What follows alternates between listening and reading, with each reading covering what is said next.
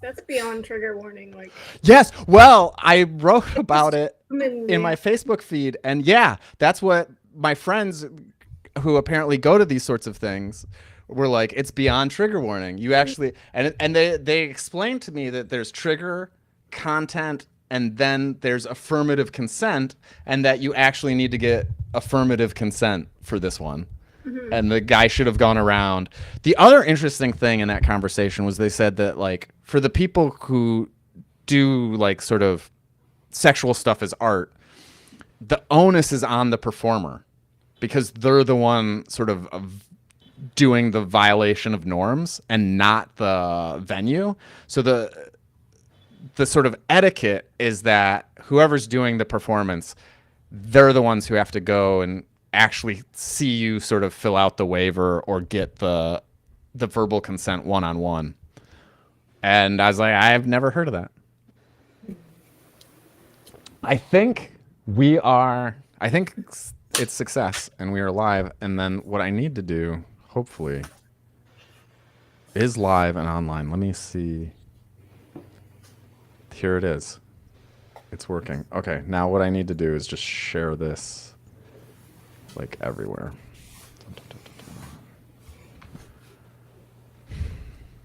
Share. Oh, can I pin it?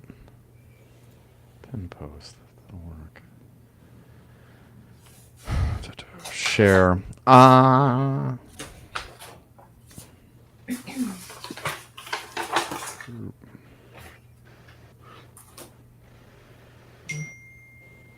Chicago solo performance. I wonder.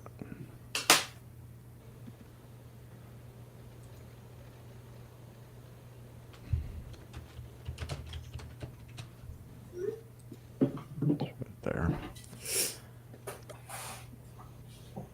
And then I.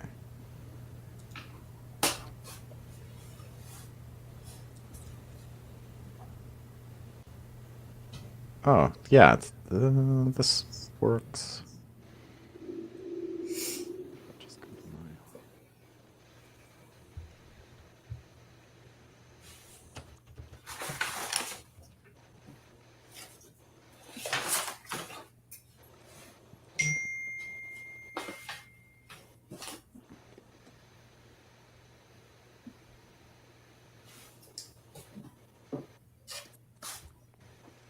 And then this one seems less.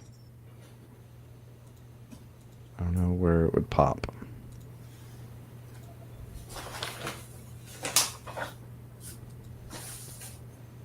Oh, right here. Okay, so this is working too.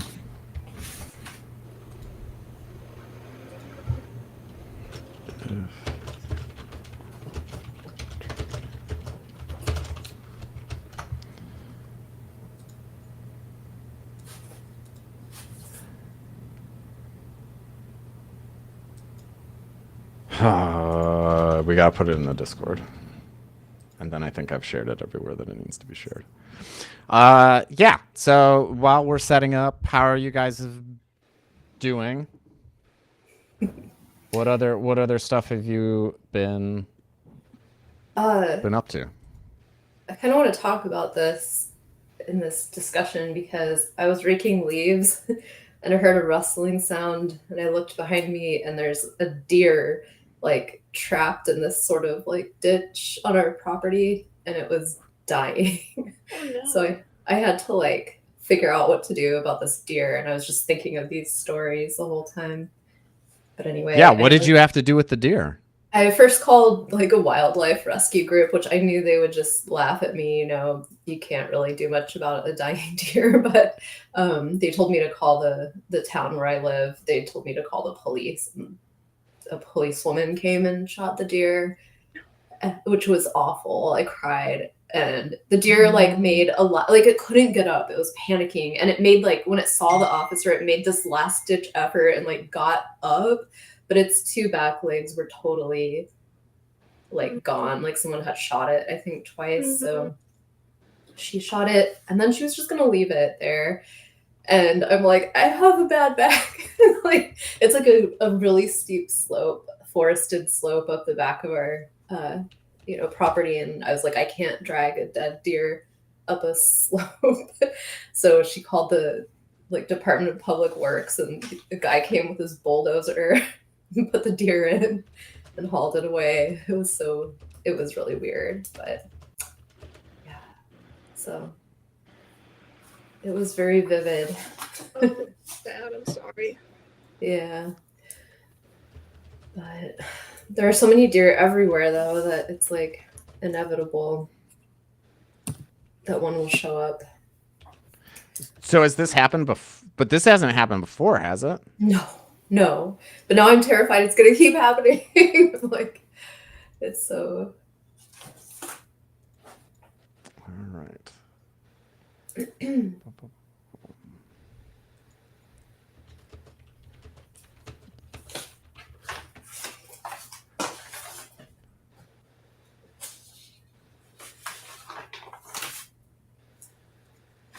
Says we're live.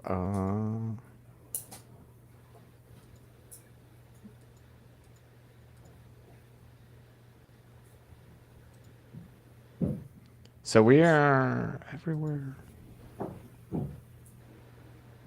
Twitch. Does this mean, why is it offline?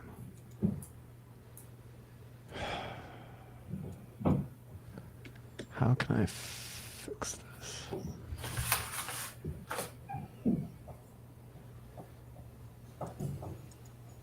Asher, how's your semester wrapping up? Oh no, we're there. I've imposed a new late work policy that says after tomorrow, which is the last day of class, it's half point. Nice. And after the exam period, it's don't happen anymore. Good. It has to stop somewhere. Yeah. So I really admire the business community for having boundaries and norms of self-presentation and incorporating those into my own life. Nice.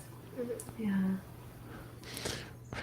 I don't know how to parse that sentence. What does that look like? It means not letting personalities get into the boardroom. Although they definitely get into the boardroom, so those people are animals, but like the middle management part, there's no personalities. Mm-hmm.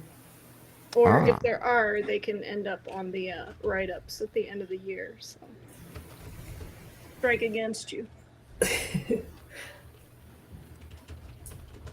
Yeah. I was talking about that the other day, just how like, I don't know, like in my position, I can't really have a personality or like any problems or anything like that. It has to be very flat. Yeah. Mm-hmm. Do you like that, or? Yeah, I want to. You're liberated by that. Yeah, I don't want to have the worlds colliding thing happening. So yeah. Yeah. I'm starting to appreciate it more. Yeah. Okay, can I? There you go.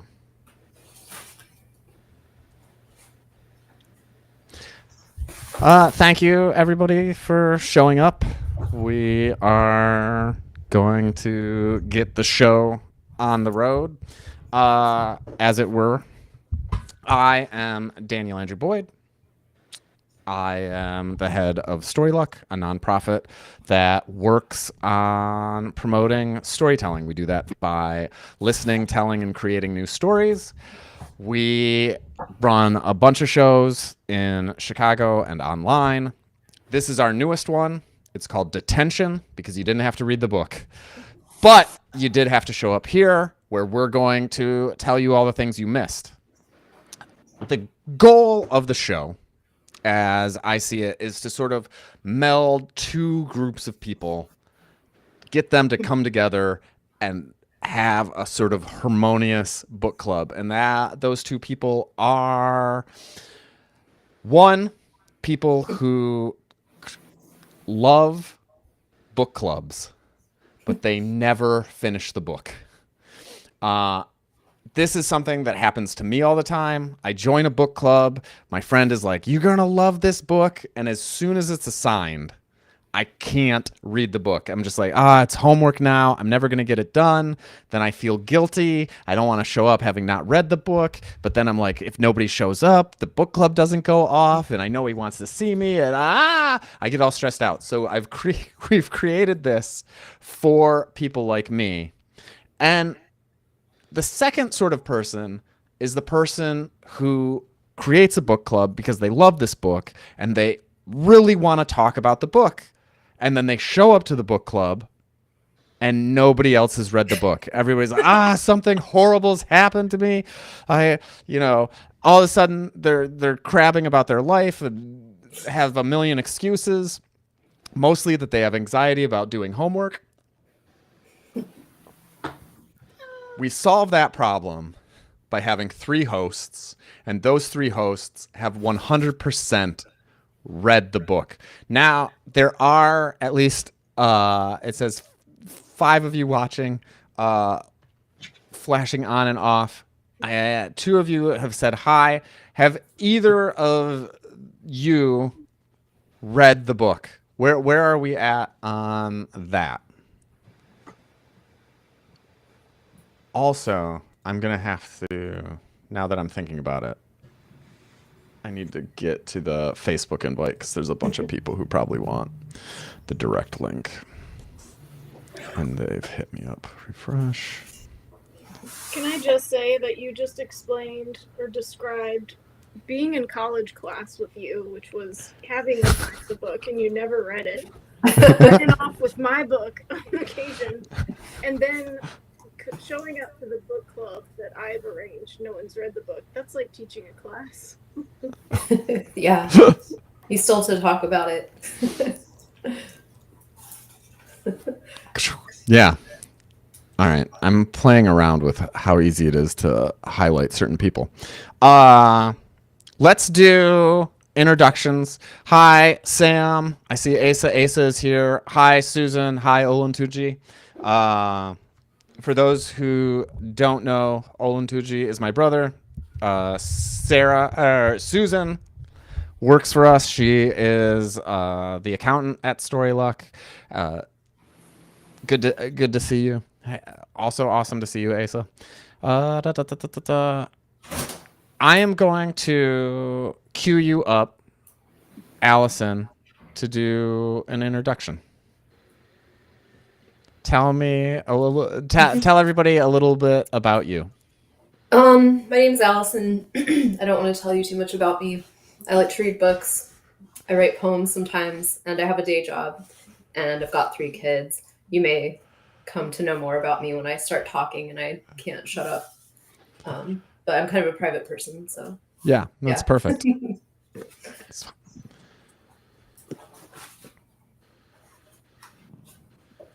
All right, me. Hi. Yep. I'm After. I teach media studies. I was a literature PhD, so that's all in my bio.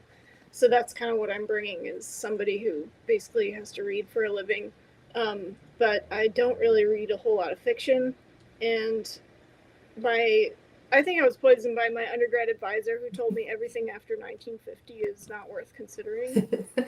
So I stopped reading fiction written after that time, but also only teach media pretty much written, or like made after that time. So it's a mess. Now I want to know how many books you've read that have been written since 1950. Like, just a little. Fiction, not much. Yeah. Not much at all. Yeah. So, should we launch in? Yeah. Do you want me to throw up the slide? Do you want to do a little intro? Yeah, I'll give a little bit of an intro. Perfect.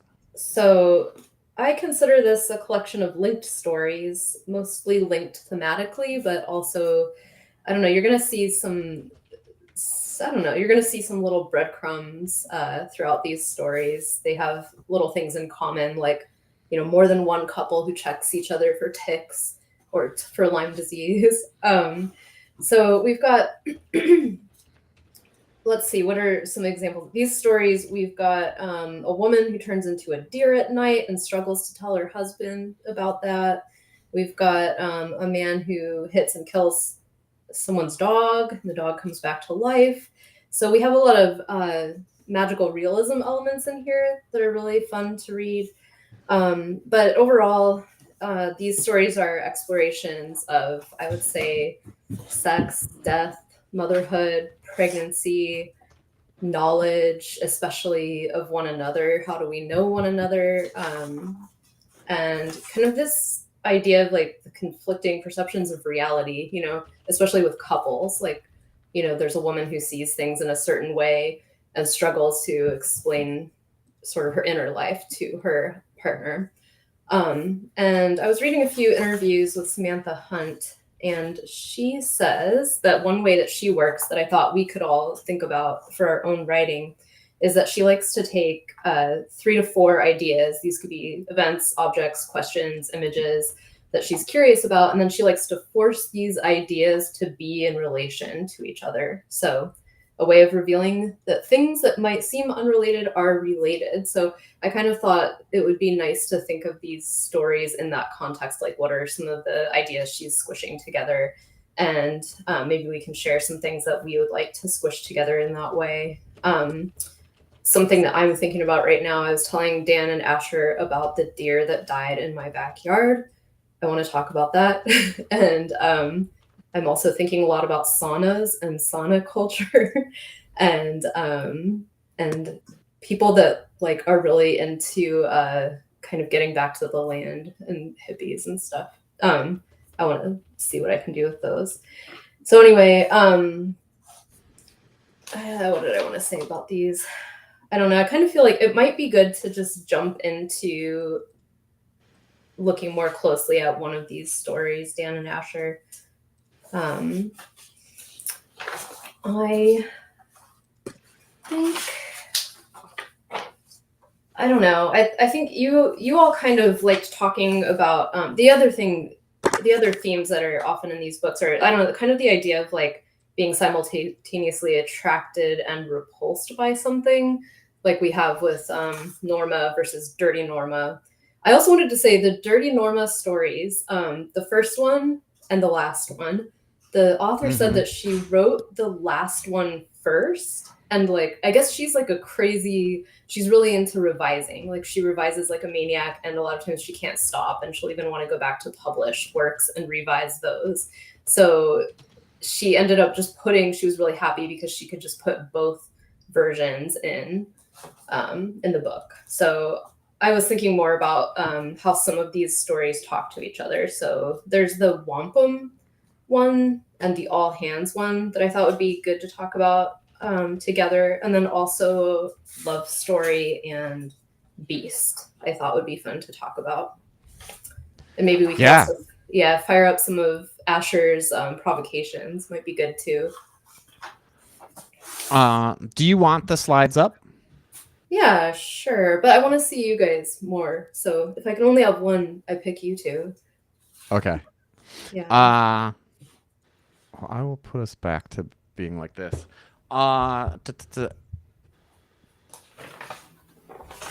Yeah,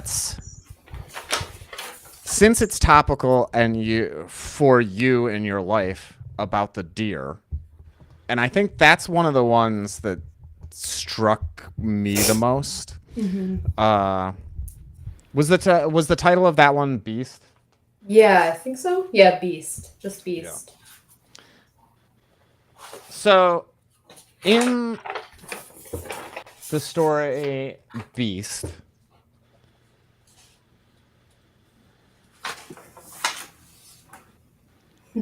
the basic rundown of that plot, as I recall it, is a wife cheats and goes home, and then she sort of has this existential musing about how she's going to tell her husband that she's turning into a deer. And she doesn't have any existential like reckoning with the fact that she's cheated. She's not like, how am I going to tell him I've cheated? She's like, how am I going to tell him that I'm turning into a deer? Yeah. We sort of learn about the cheating inadvertently. Yeah. It's kind of like it is like the first start of it, but the way that it's written, it's like it's not that big of a deal. Yeah. Um And this protagonist is also sort of always, she's fascinated by death. I would say almost attracted to death, yet repulsed by it. She had a brother who committed suicide. When her sister tells her that she's going to have a baby, or when she has a baby, the protagonist says, "Weird, you just made another death in this world." And yeah, and the man that she cheats on her husband with, she meets him at a dance club when she's out on a bachelorette party. But what attracts her to him is that he makes these references that kind of yoke sex and death together. So he says, I don't remember, maybe you remember, Asher, I think he says something like he's going to eat her alive or eat her up or something. Oh yeah. He refers to a certain part of her anatomy as roast beef. Yeah. Which is like it's kind of like not sexy, but somehow very sexy at the same time. Yeah. It sticks with you, I guess. Yeah. Yeah. And then I'm never gonna try to make that line sexy. Good. Never do. Well, it's like the outside of there's so many outsides in this book, and I think in this story in particular, there's an outside. Like, I like in this story, there seems to be moments like this throughout the book where characters will stare out at the limits. What they're looking at is the limits of their perception. So she'll say, at this hour from our bedroom, the rest of the house feels dark and dangerous. Things might be creeping, rotting, plotting revenge out there, and I wouldn't even know because I can't see the living room. And beyond that, I can't see the small kitchen with 2 windows that look out onto a screen porch that looks out even farther onto the road and the mailboxes. I can't see any of that right now. So it's like nesting layers of what can be perceived.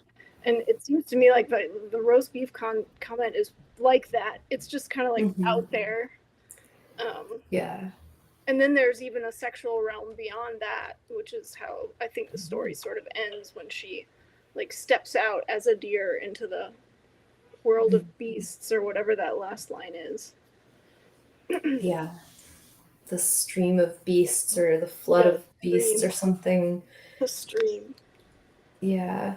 And it's this story, more and more it really talks with the love story, the one when you were talking, Asher, about their perception of what's outside the house and outside the windows and so on. In that story, she's just kind of talking about how she's getting frustrated with her husband because whenever she tries to tell him something or explain something, he always says, "Really?" Like as if he can't quite believe or understand what she's saying, and it's kind of driving her nuts. She's, I think, recently had children, and she's talking about all the hormones coursing through her body, and she's like trying to comprehend, like, how can my body make eyeballs? I made these eyeballs on these humans, and this is what's happening to her, and meanwhile he's sending her like life hacks, like here's how to keep your boots from getting snowy, and she's just like, it angers her, and they're just having trouble relating. But anyway, she, in that story, she hears someone outside. Oh yeah, the other thing is they're not having sex, and she's like, there are a few different reasons that I think we're not having sex, but maybe the real reason is because he's not here. Like, maybe my husband is actually not here right now.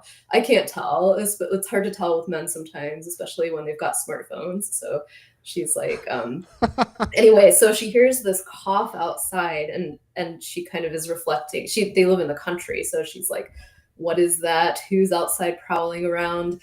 And she's kind of reflecting on how you know, as a parent, especially, like, more and more you're getting used to the idea that when you bring a life into the world, you're bringing a death into the world, and you're trying to get comfortable with the idea of death and accepting it as part of your life and so on.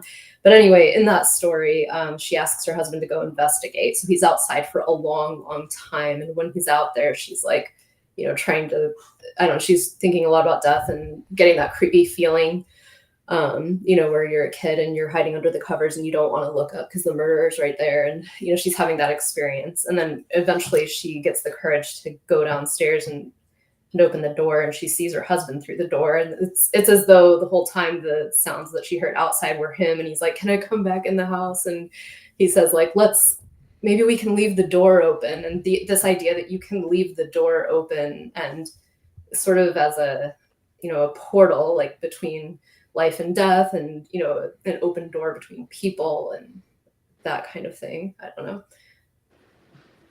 but there's a lot of that, I think, in the whole Yeah. book, and sort of opening the door to, or like weird things get in, births, doubles, Mhm. garbage, death. Mhm. Fungus. Mhm. Yeah. Yeah, repeated doors. I'm trying to like go through my head, and I wonder if that's like a thing that if I look at other books and stories, am I going to find doors everywhere? But I think the answer is probably no. That like you don't talk about opening doors and doorknobs and leaving things ajar. As ubiquitous as that is, I think it doesn't actually come up that often. And so it's an interesting thing to think about, like, if an author is writing about something mundane that would normally be skipped over or cut in the editing process, there's that idea of, is it staying in there to be a metaphor for something else? And I think I wouldn't have thought about the door outside of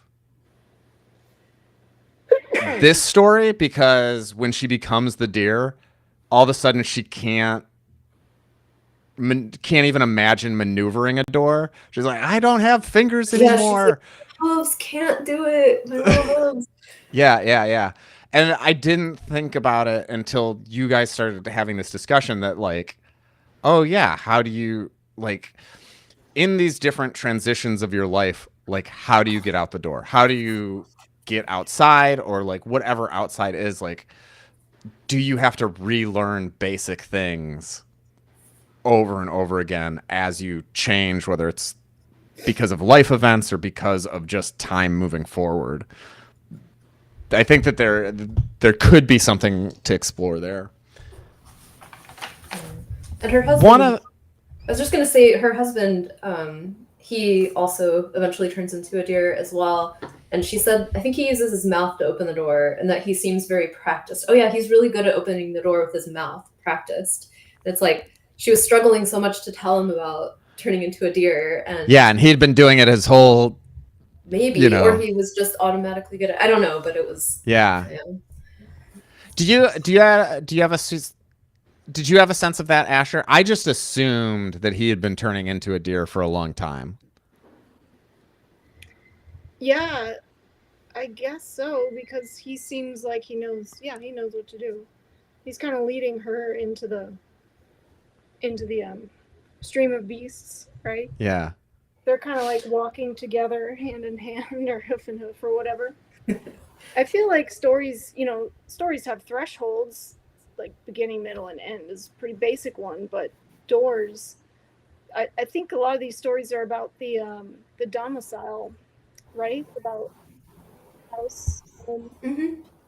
Yeah. Domesticity. Yeah, routine, that kind of thing. Yeah. What is the idea of, like, listening to these stories?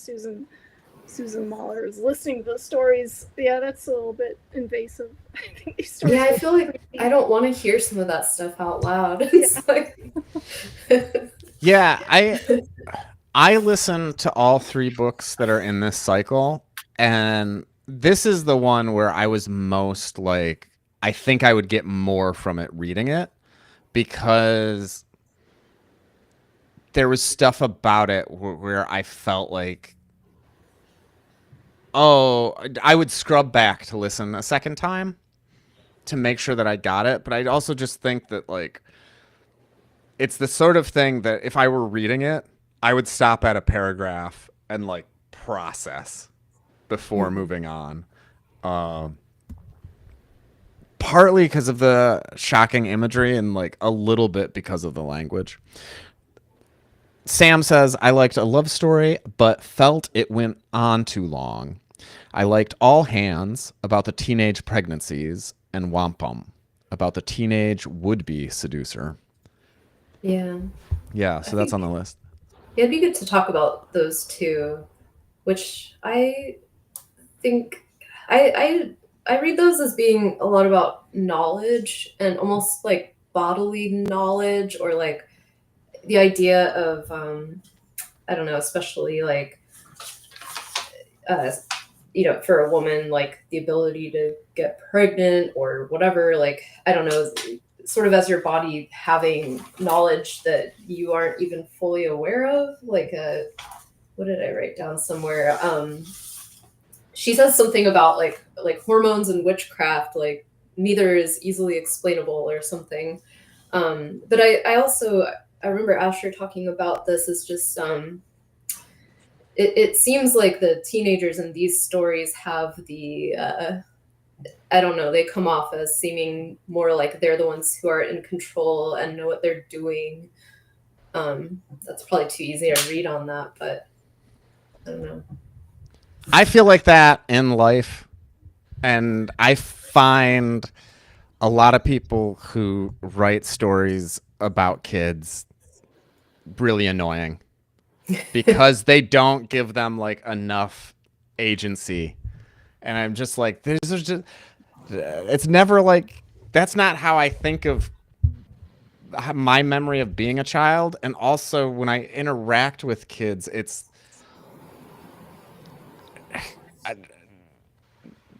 they always just seem like humans to me, like pretty like full, just with like less experience. It's not like they're idiots. It's just like there's some stuff that they don't know yet. Like they haven't experienced it yet. And I think that in this, I felt a kinship to the way she wrote kids in this. Yeah.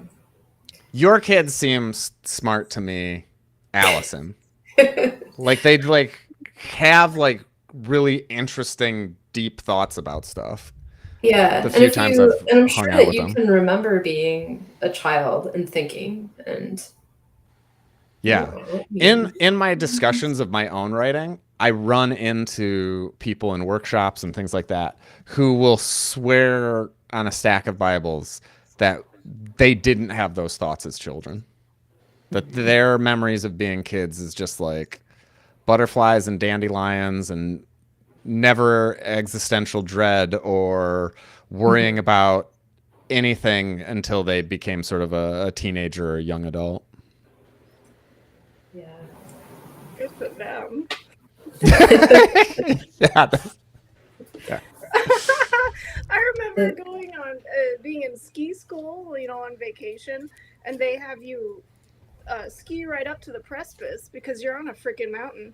Having that moment that I later realized was described by Sartre in Being a Nothingness, where you're like, I'm totally free to throw myself over the edge of this mountain. No one could stop me. I'm wearing skis, for crying out loud. Like at 6 years old, Yeah. and just like having those thoughts.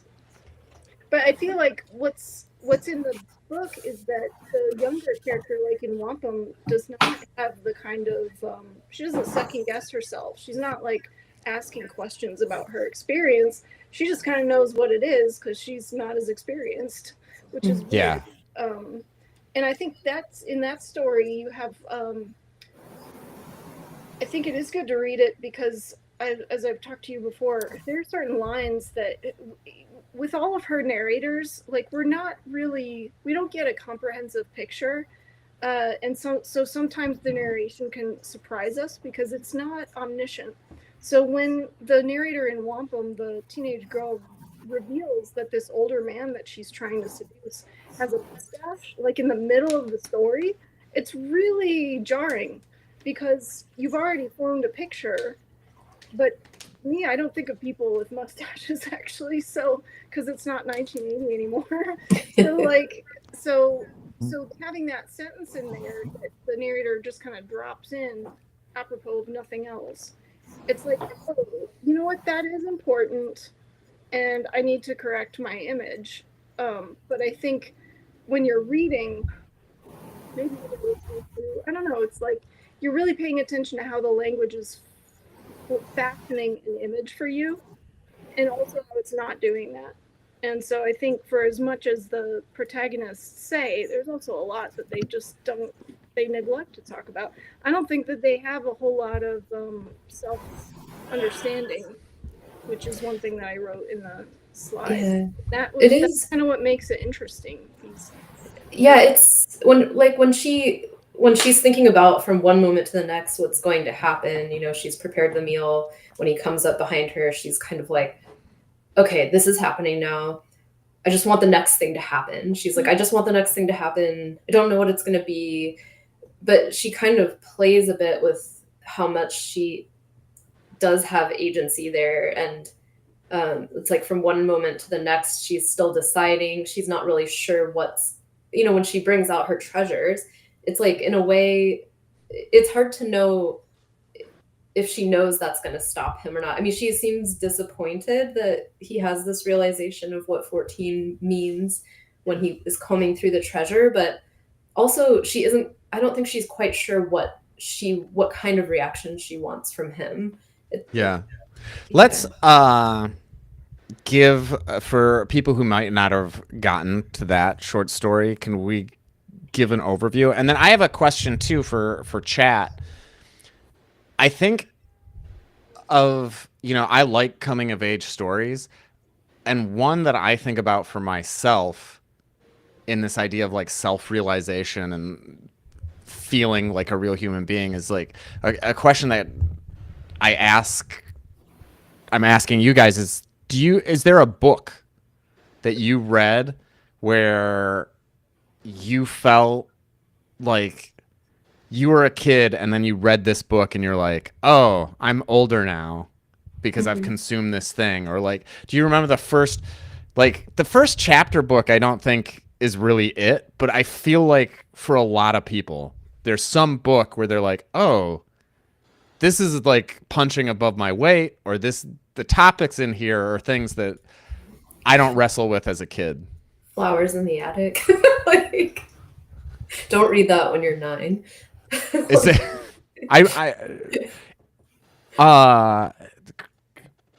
You gotta help me. I feel like I have heard of that one, but is it like, it's somebody famous who writes a lot? It's VC Andrews, and it's like these horrible cycles full of like incest and awful things. Yeah, were you 9? And they're very formulaic, and yeah. And Katie says Crank was a hard read. Yeah, that's a question for the chat, y'all. Yeah, it's a book that ushered you into adulthood. Me, I think it was the Electric Kool-Aid Acid Test, because I just was like, I had to get all the bearings in order to understand what that was about. But it's because who gave it to me to read it, I was like, oh, of course, I'm reading this now. How old? Who gave it to you? My high school boyfriend's best friend or something. Okay. He got the poetry prize, and I wanted to beat him. That's awesome. Yeah. Okay. As other people are possibly thinking about their answers for that, Allison, you were gonna give like a little overview of this story, Wampum. Yeah. So it's a girl. She's 14. Just bored for the summer. Doesn't have a car. Doesn't have a job. She's just kind of stuck at home. Her mom is going to some kind of like Christian overnight summer camp thing. And she's just kind of bored. And this man, who we don't know at first how old he is, but I believe he's like in his late 30s. And she's, you know, lived in the same town as him all of her life. And, you know, they seem to know each other. He, you know, asks her if she wants to ride home. She invites him over, makes dinner for him. He, you know, definitely puts the moves on her. And then she gets out her collection of treasures, hence wampum. She's got a little box filled with little mementos from throughout her childhood, little treasures, including some that she's swiped from him over the years. So, you know, he recognizes his own lighter in there. So when he sees this, it kind of, you know, he's like, oh, how old are you? Please tell me, like, I want to know honestly. And she tells him, you know how old I am. Like, you've known me for a long time, 14. It's like, it dawns on him what 14 means. And he ends up leaving. And she seems to have a lot of ambivalence about that. So, Yeah. It's important. I mean, in today's society, we're very conservative. We do not talk about children's sexuality at all. So it was nice, it was refreshing, I thought, to have a story that acknowledges that children are sexual. Maybe not all children, but certainly that was something, you know, when we talk about like what we were like as kids, certainly that was there for me.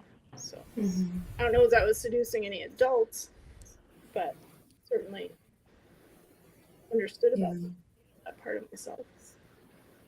Yeah.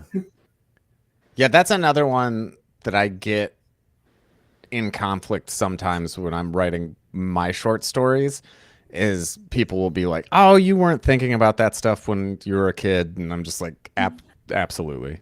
yeah. Yeah. You know, there was some naivete about how the things would work, but I didn't know my naivete. And so I just, you know, was moving under assumptions without questioning them. I think that's the thing that the story gets at. Like, both sides are naive about how things will work. The adult doesn't understand what a 14-year-old is, and the 14-year-old doesn't understand what an adult relationship is. So they're both like kind of missing connections that are sort of looking past each other, as we talked about earlier when we talked about this book. So yeah. Sam just said I was scared to death of adult men when I was 14.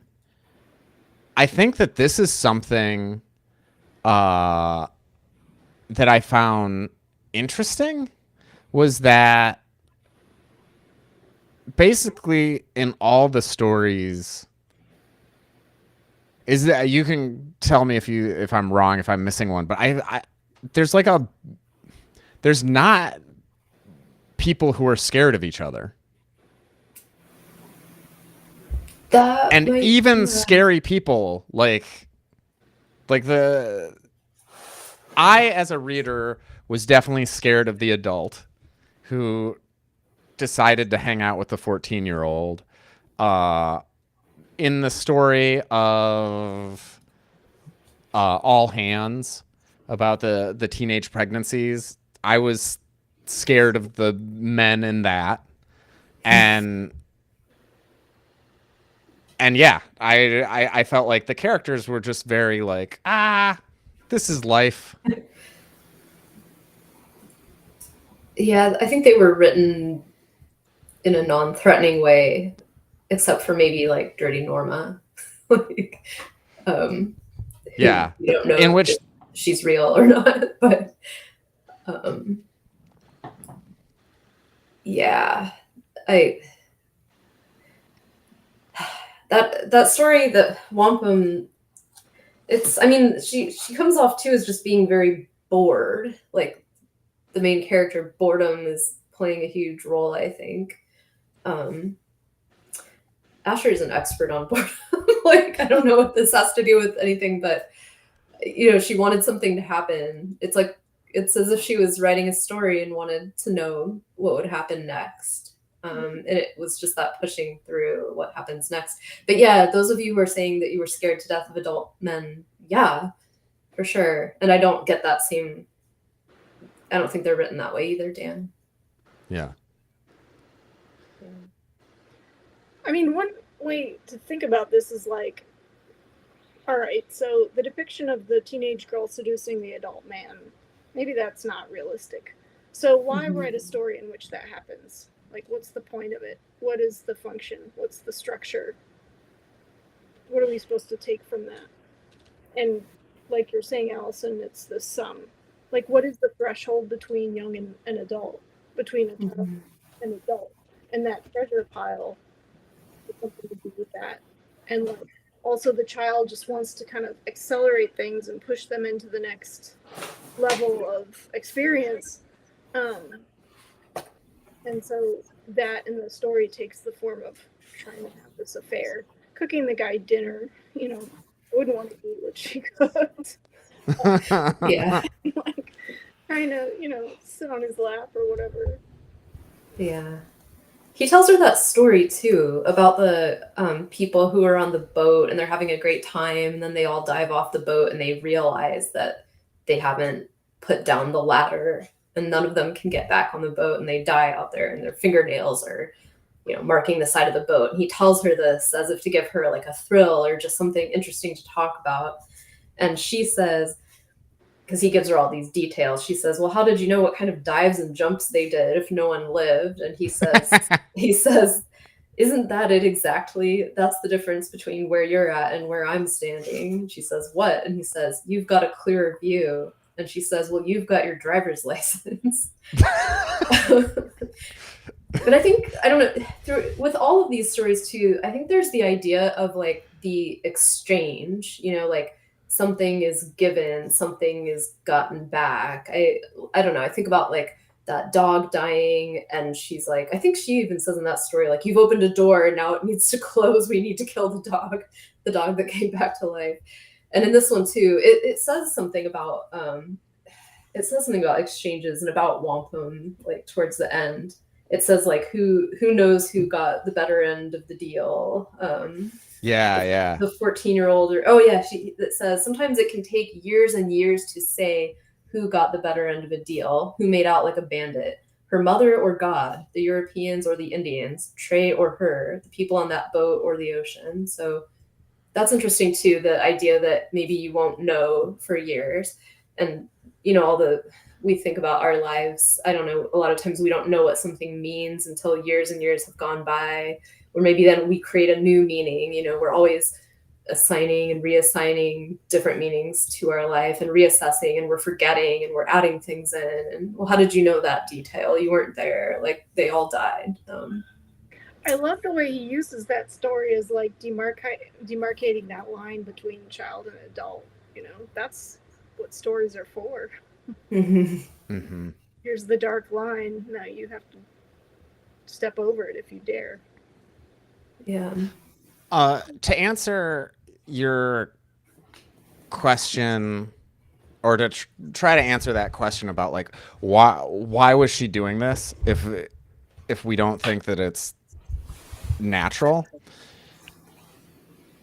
For me, reading these short stories, I felt like I was getting like an inside look into femininity in a way that I haven't reading other, you know, women who write novels.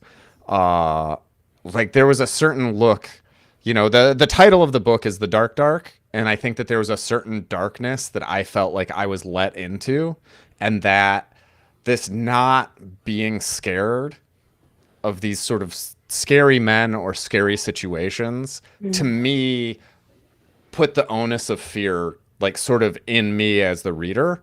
And I was just like, like the world's scarier than I think it is, and people are having thoughts about it in like that sort of rearrangement made me think about it more. And so I guess like that would be my first guess as to why like she did that, because she knew that it was going to have that effect on some people, to be like, you know what I mean? Like if you write a story about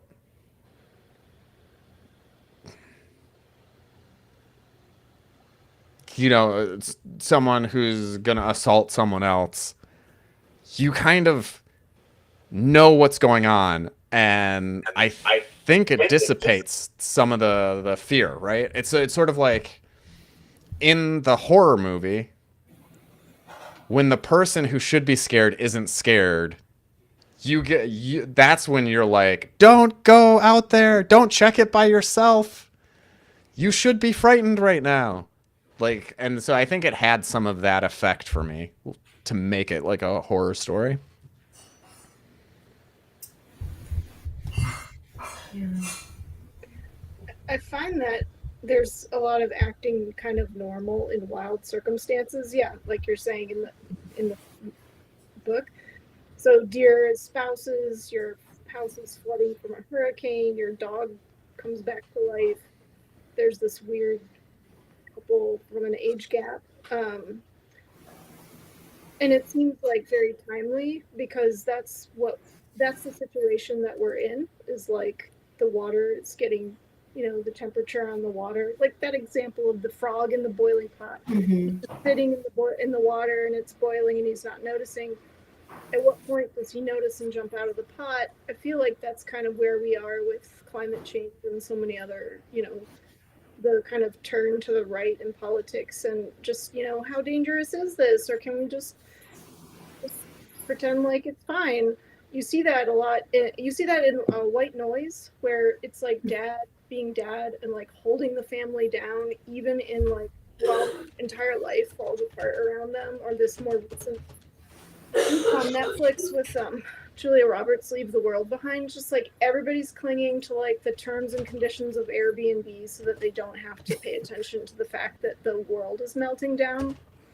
And I think that's where we're at. So like these characters who are kind of like, they're a little bit weirder, like they're weirdly aware of what's going on, but also not reacting. I think still that's an important trope for where we're at right now. I know White Noise is a book, but it was made into a movie.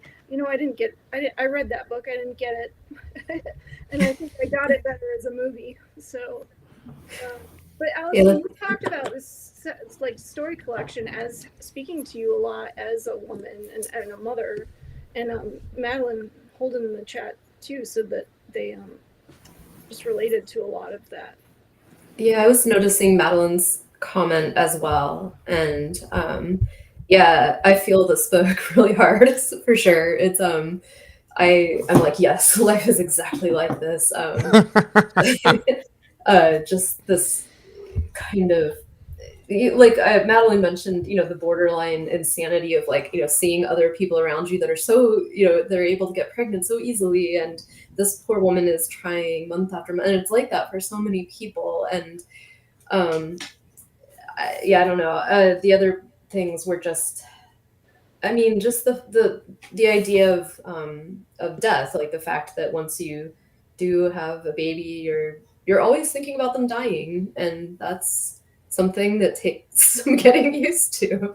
You hear a story on the news, and it's just, it can make you obsessed, thinking about all the ways that you can die. And yeah, so I thought she did that all really well. And just the idea, I think she does relationship. I mean, Dan, I know that you say like all the men in these stories are like total like blocks of wood, or whatever. But I was like, yes, this is exactly how men are. Like, so I thought that was interesting that we had two such different takes. But it is sometimes like, I don't know. I mean, you're never gonna know. I mean, I guess it's also what I really like about it though is just like the unknowability of other people, I guess. And I liked in that story, love story too, just the fact that she didn't know where her husband was. It's like even the idea of like being able to like locate someone in time and space. It was, you know, the inability of these two people to understand each other. It made her feel like I don't even know where he is. And I keep looking through my notes because I can't remember. Oh yeah, just the thought that, you know, when we don't understand each other, it's like our very existence is brought into question. And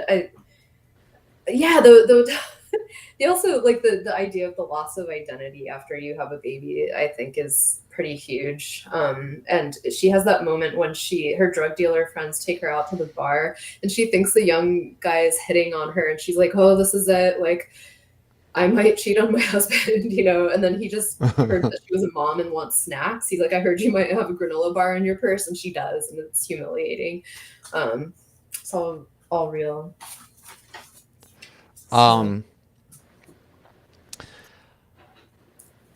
This one, self-alienation is the new date night, makes me think of the story where one of the few stories that's like really male driven.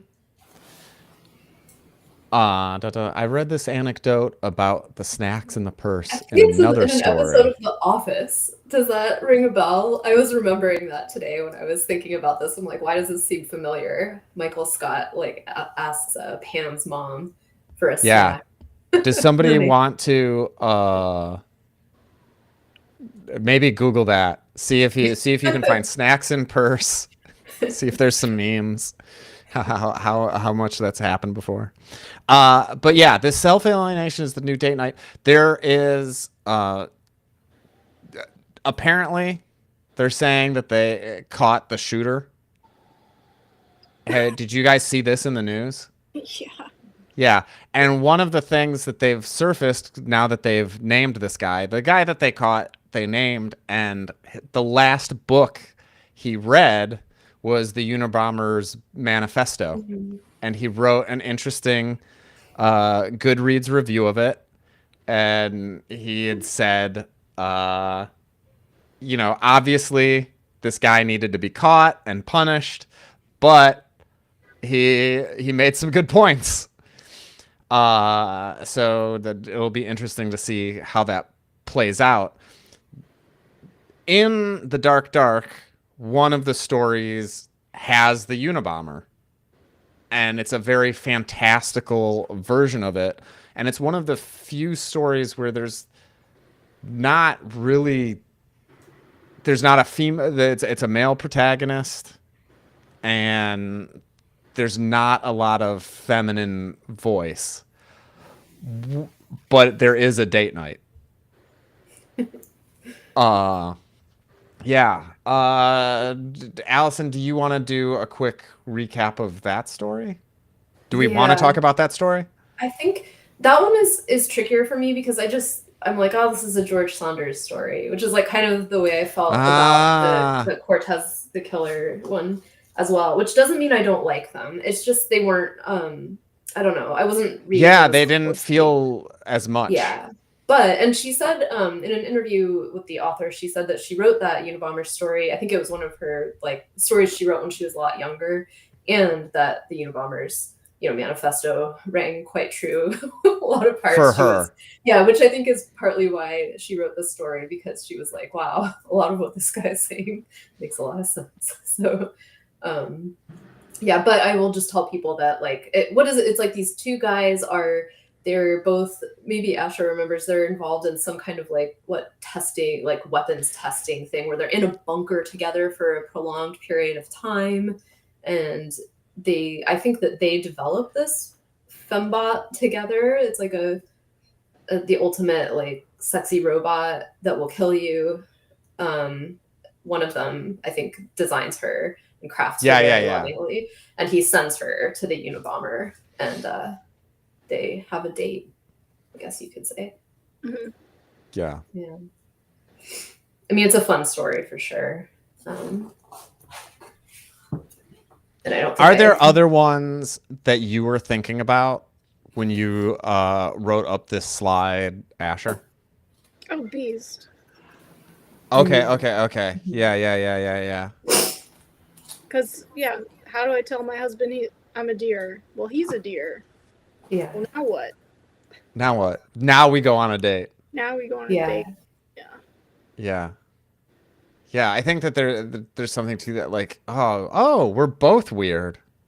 I think that, yeah, lots of us have had that experience where you're out with someone, and you're like, am I the weird one? It's okay because we're both weird. I like he says because she's so worried about what he's gonna say, but then when she finally says it, he says, "Show me, like, let me watch you become a deer." And it's like, wow, that's Yeah, so nice, it's really nice. yeah. Well, I like it because, couples change, and sometimes that's Yeah. very irksome.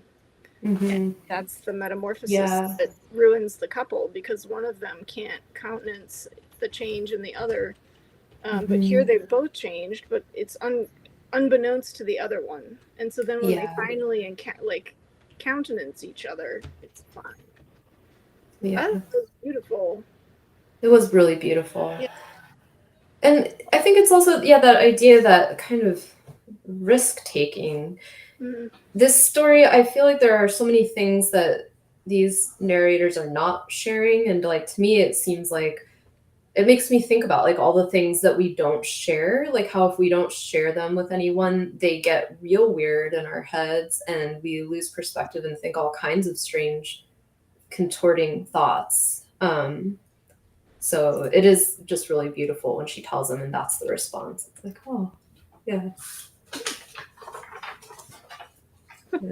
Is he gonna shoot me? Yeah.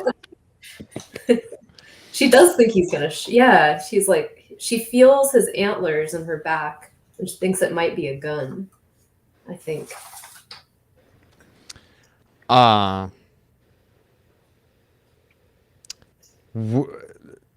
We kind of touched on this. First person narrator does not equal self-understanding. I find that difficult as a human being and as a writer, that I have I spend a lot of time writing. My focus is on memoir and telling stories about my life. So I'm very always navel gazing and introspective.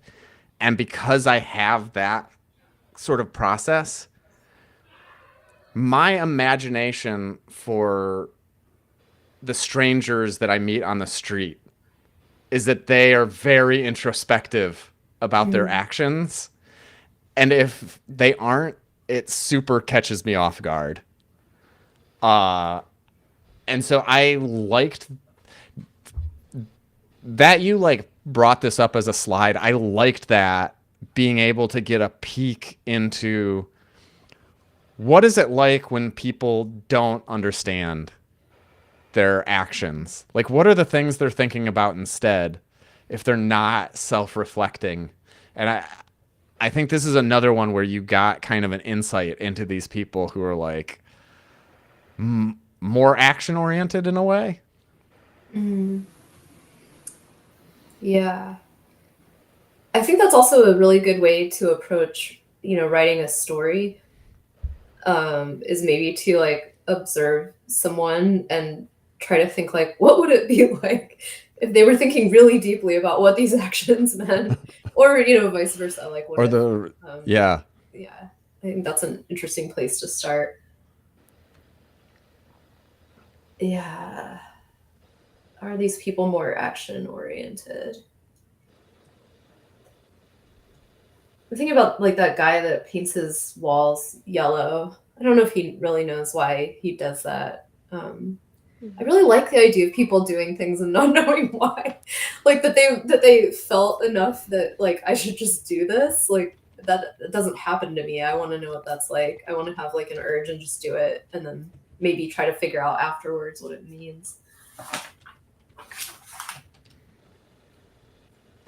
Yeah, there are a lot of people living with their parents in these stories too. Mm-hmm. So there's a kind of like scrutiny that they have on them. There's like a blank, like a background hum of disapproval from their Mhm. parents because they're adults and they're living at home. So maybe they feel a bit out of control. But I guess that's Yeah. the invitation, is when all you get is the action, you're invited to psychologize their actions because there's not going to be any explanation. Yeah. Cortez Yeah. the Killer was action oriented. That horse thing, I just reread that again today. It's a killer. Like, just, that horse falling through the ice. It's like you can't take that back. It shows she's action oriented, but also she's really good with these like central metaphors or images. Mm-hmm. So the horse like sinking into the pond behind the Walmart in a place that used to be all farmland, but that now is an ocean of strip malls, is like, Yeah. and they're just kind of like paying very close attention to the moments until this horse is like totally submerged. Yeah. I thought it's hard to read, but like really powerful Yeah. image of the family's history. And their mom has a job making myths more palatable to, which is just like Yeah, bizarre, almost too bizarre. using this to sell in a Yeah, marketing just company. yeah, like to sell products, and then yeah, that idea of I really like, I don't know, I just liked reading about her family who was like, they were kind of like casual farmers. I don't know.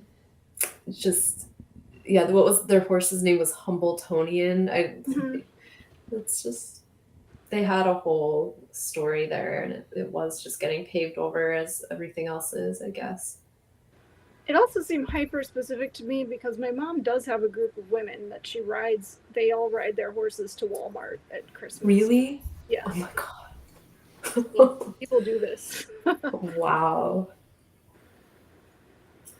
Yeah. We didn't really talk much about the house began to pitch story with the woman that goes to Florida, and she has kind of a mysterious backstory, but she's sort of involved with this. I don't know, how would you describe Chuck? He lives with his sister. I want to say he wears like Hawaiian clothes or something. He's kind of a, I don't know, stoner type guy. And anyway, in that story, the woman, her backstory really is that she had a baby who died right when 9/11 happened, like exactly. Oh yeah, when yeah, 9/11 yeah, yeah, yeah, yeah, happened. yeah. Yeah, so it was like this horrible thing happened to her, this horrible loss, and all around her she sees people crying, and she's like, my grief had been made like general, and it was leaking everywhere, and it was like writ large, and she's like trying to, and it takes her a while. That's that cognitive dissonance again that this author does really well, I think, because that, yeah. Oh, I liked it. Sam says, "Oh, I liked Chuck." I know, guys. Like, Yeah. yeah, Chuck is another like character that I think you're simultaneously like drawn to and repulsed by. And the narrator does have sex with him, but she also says, "Chuck, you don't know anything," and she locks him in a room and tells him that she killed her fiance, even though she really didn't. But she was just trying to like get Chuck to shut up and. Right. All during a hurricane. This is all happening during a hurricane. Yeah. It's like, what is that? The pathetic fallacy continues.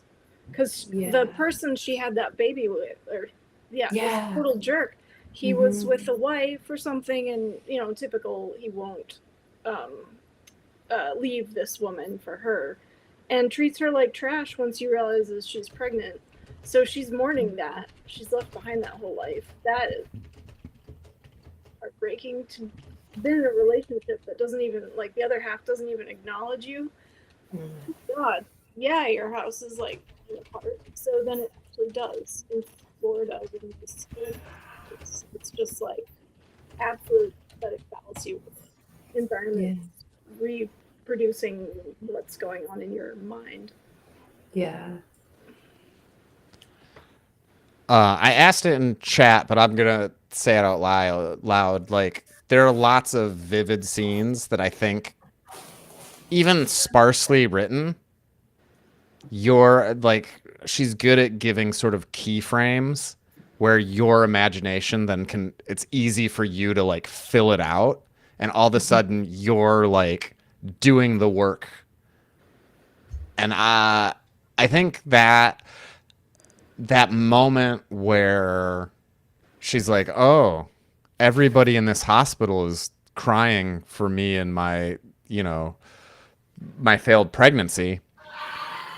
That's the one where my brain just went, and I was like, I could really see like the ruffles in every nurse's outfit, and like trying to do their work and wiping away tears, you know, being held by doctors that they didn't like, and like my imagination really went far afield of what she had written in that scene, and I was just like, that is so fucked. But also like this really, it's like a caring feeling,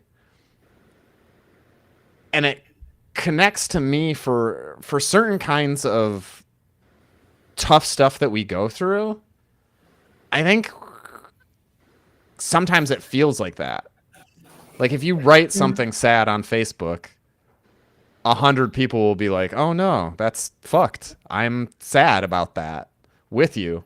And you kind of do, there are these like little moments where you do feel like the world is grieving for you or with you.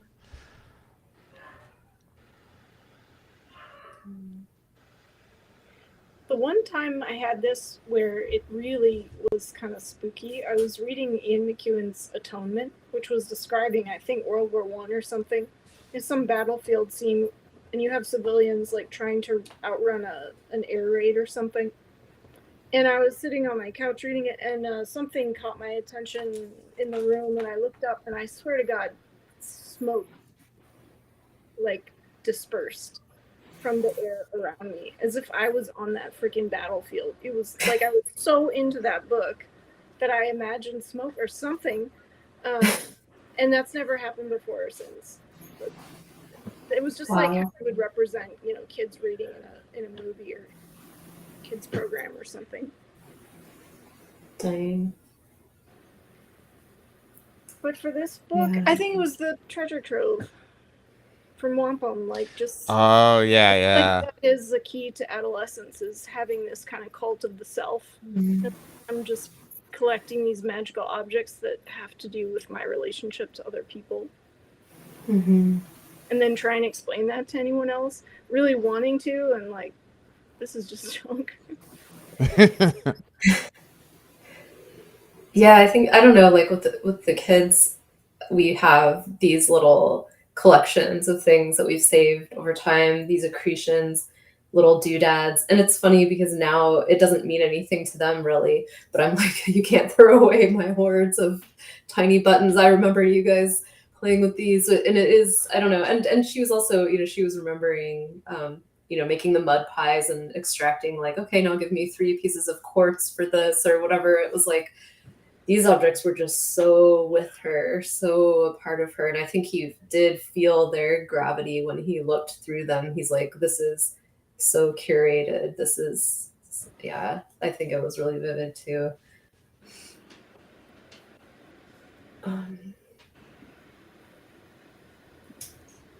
Cool. I feel like this was an excellent discussion. I feel like this we did a good job. Do you how do it, as an ender, what do we think? We're gonna be reading Doppelganger. I'm gonna jump into Discord after we log off here. If anybody wants to hang out and talk on video, we can do that through Discord, and we can talk to anybody who's in chat. Can I paste it? Do I have it? Here is the Discord link. If somebody doesn't have it yet. And just sort of as an ender for rapid fire, what was the best book that you've read since getting this assignment? Have either of you two read anything? Anybody in chat? What if The Dark wasn't your favorite book that you've read so far in the last 3 or 4 months? What's your favorite book that you've read?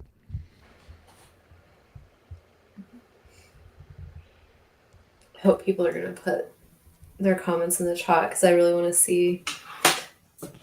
I read all fours, which was worth a read. I didn't like it as much as The Dark, but All fours? I don't think I'm not familiar. Written by, what's her name? Miranda July. Miranda July, yeah. Oh, wait, is that her newest one? Mm-hmm. Mm-hmm. Did you like it, Sam? See, Dan, I can't talk to these people. I'm like, yeah, there's a little problem because there's a delay between us and them. Ah, okay. But we have no chat, so I can't even say. Yeah. Oh, yeah. It was a lot. It was a lot. Yeah, I've read one of her short story collections a long time ago. Yeah, me too. I remember liking it. This is different. Have either of you two read the Sally Rooney person? Oh, I love her. I love her. Do you not? I think I haven't done it yet. I'm scared. Why are you Is this scared? fiction after 1950? Yeah.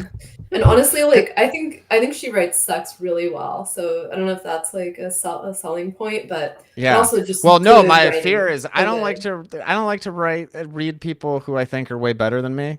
It makes me depressed. No, it's just you just have to be grateful that it's in the world. It's so good. Yeah. I'm trying to think of which one I like the best. I'll look her up. It's good. She's got a new one out too, which I haven't read, but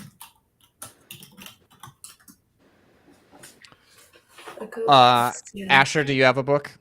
I'm kind of striking out. I just finished a history of a Hindu saint. I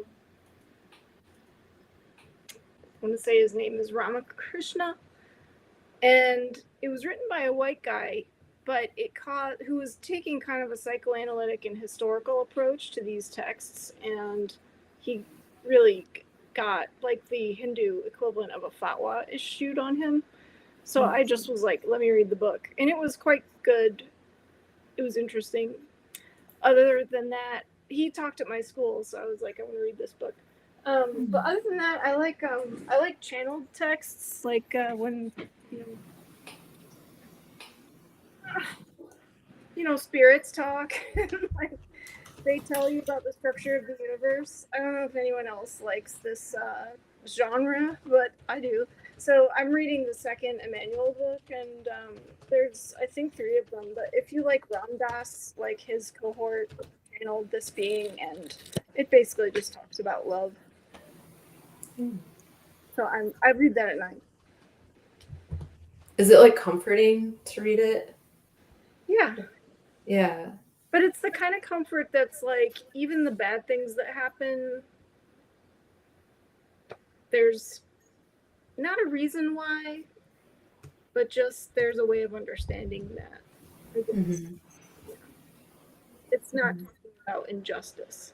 It's just more zoomed out than that. So that a lot of people don't like that, but I feel like that actually helps not be anxious. Yeah. Yeah. I think I agree with that. What is echopraxia?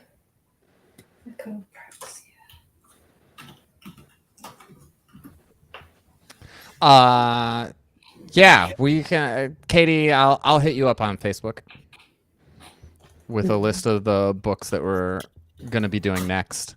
So this section is going to be this 3-book cycle. So if we've convinced you, anybody who's in here, to read The Dark Dark, and you want to talk about it, there'll be space to talk about it. Next month we can do a little recap and hear your thoughts on it. And other than that, the book will be Doppelganger by Naomi Klein. We've read it. We've had a little bit of discussion about it. I think that's going to be a very cool discussion. I think it's fun to talk about, like, who are the doppelgangers in our lives. It really can go varied places. Dan, you got to put up a picture of your doppelganger. Yes, yeah. It's not next month. I will put. I've got a couple, so I might make. I'll put up 3, and people can vote on which ones look most like me, and which ones don't. Okay. Thank you very much. Good night. Thanks, everybody.